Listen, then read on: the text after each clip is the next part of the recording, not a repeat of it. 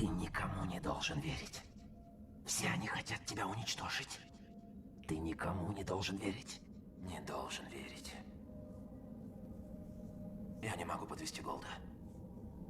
Он отберет у меня бизнес. А потом прикончит.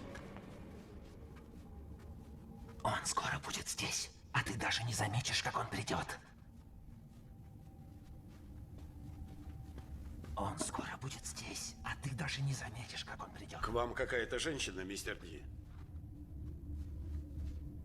Сказала, что срочно. Не называй мне ее имя. Говорит, что работает на Голда. Кто угодно, только не она. Как ее зовут? Уокер. Только не она. А все вас считали таким плохим человеком, мистер Мака? Вот, начинается. Мистер Голд пожелал выразить свое уважение в связи со столь великодушным жестом. Но он спрашивает, Это венок. Мать твою.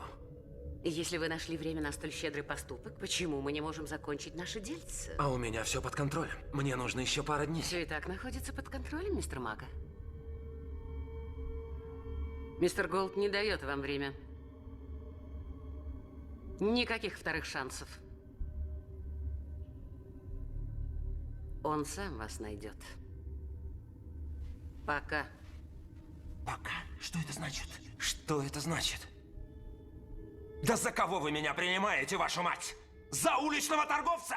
Если он хочет меня видеть, пусть придет сюда, и посмотрим, что он мне скажет. Я их прикончу. Я их всех прикончу. Нет, это они будут первыми. Они меня уничтожат. Возьми свои слова назад. Умоляй ее о прощении. Постойте, я совсем не это имел в виду.